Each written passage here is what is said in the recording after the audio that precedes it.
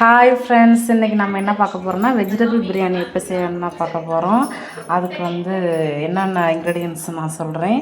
வெங்காயம், தக்காளி, பச்சை மிளகாய், கேரட்டு, அப்புறம் வந்து பீன்ஸு, புதினா, கொத்தமல்லி. இது வந்து நாங்கள் 4 பேருக்கான தேவையான இன்க்ரீடியன்ட்ஸ் எடுத்துருக்கோம். உங்களுக்கு எவ்வளோ தேவையோ அந்த மாதிரி நீங்கள் எடுத்துக்கோங்க. இதில் வந்து இஞ்சி, பூண்டு, அப்புறம் வந்து முந்திரி, இது எல்லாமே போட்டு நாங்கள் அரைச்சி வச்சுருக்கோம். அப்புறம் வந்து பட்டாணி வந்து வேக வச்சு எடுத்து வச்சுருக்கோம், அதையும் எடுத்துக்கோங்க. அப்புறம் வந்து அடுப்பு பற்ற வச்சு அதில் வந்து எண்ணெய் சட்டியை வச்சு தேவையான அளவு எண்ணெய் ஊற்றி, சட்டி நல்லா காஞ்சதோட எண்ணெயை ஊற்றிக்கோங்க. உங்களுக்கு எவ்வளோ எண்ணெய் தேவையோ அந்த அளவுக்கு எண்ணெய் ஊற்றிக்கோங்க.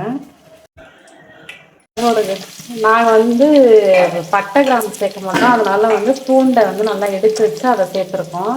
பூண்டு நல்லா ஃப்ரை ஆகணும், நல்லா பொன்னிறமாக வந்ததுக்கப்புறம் வெங்காயம் சேர்த்துக்கணும். நீங்கள் பட்டை கிராம்பு சேர்க்குறதுனால சேர்த்துக்கலாம், நாங்கள் சேர்க்க மாட்டோம். எங்களுக்கு ஃப்ளேவர் பிடிக்காதுன்னு சொல்லிட்டு நாங்கள் சேர்த்துக்க மாட்டோம்.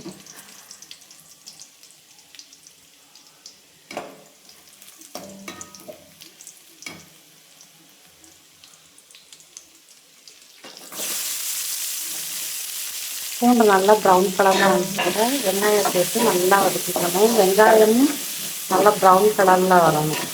வெங்காயம் சீக்கிரம் வதங்குறதுக்காக கொஞ்சமாக உப்பு சேர்த்துக்கிறோம், அப்போ தான் வந்து வெங்காயம் வந்து நல்லா வதங்கும். வெங்காயம் நல்லா இந்த கலரில் வந்ததுக்கப்புறம் தக்காளியை ஆட் பண்ணிக்கலாம். தக்காளியும் நல்லா வதங்கணும். எப்படின்னா தொக்கு மாதிரி வர்ற அளவுக்கு நல்லா ஃப்ரை பண்ணிக்கணும்.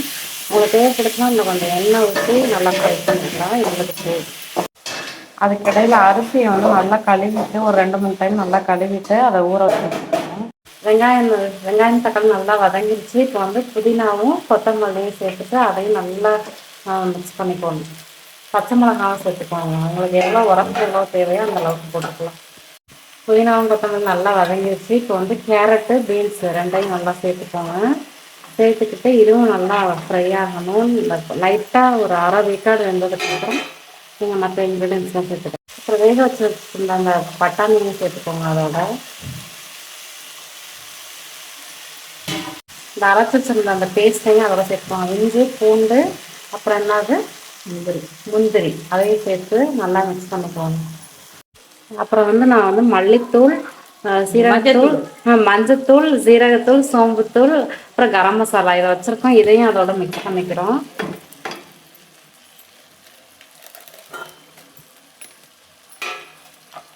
அப்புறம் கொஞ்சமாக வந்து தேவையான அளவு பிரியாணி மசாலா ஆட் பண்ணி அதையும் நல்லா மிக்ஸ் பண்ணிக்கணும்.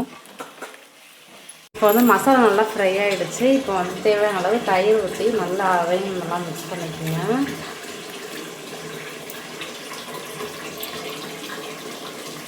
அப்புறம் வந்து 1 ஸ்பூன் நெய் எடுத்து அதையும் ஊற்றிக்கோங்க. உங்களுக்கு தேவையான அளவு எவ்வளோ வேணுமோ நல்லா ஊற்றிக்கோங்க. உரப்பத்துலலாம் உங்களுக்கு தேவையான அளவு கொஞ்சமாக மிளகாத்தூள் போட்டுக்கலாம். இப்போ வந்து தண்ணி சேர்த்துக்கலாம். நாங்கள் வந்து அரைப்படி அரிசி போட்டிருக்கோம், அதுக்கு வந்து 2 படி தண்ணி ஊற்றிக்கணும்.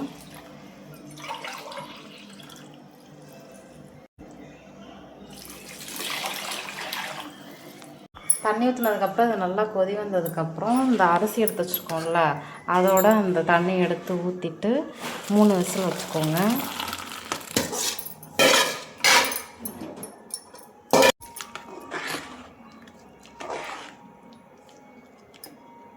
இப்போ குக்கர் நல்லா மூடிட்டு கரெக்டாக 3 விசில் வச்சதோட குக்கரை ஆஃப் பண்ணிடுங்க. விசில் வந்துருச்சு, அவ்வளோதான் 3 விசில் வந்துருச்சு. இப்போ வந்து ஸ்டவ் ஆஃப் பண்ணிடுங்க. எனக்கு பிடிச்ச வெஜிடபிள் ரைஸ் ரெடி. இனிமேல் நம்ம எல்லாருக்கும் எடுத்து சர்வ் பண்ணிடலாம். தேங்க்யூ. இந்த வீடியோ உங்களுக்கு பிடிச்சிருந்தா லைக் பண்ணுங்கள், ஷேர் பண்ணுங்கள், அண்ட் சப்ஸ்கிரைப் பண்ணுங்கள்.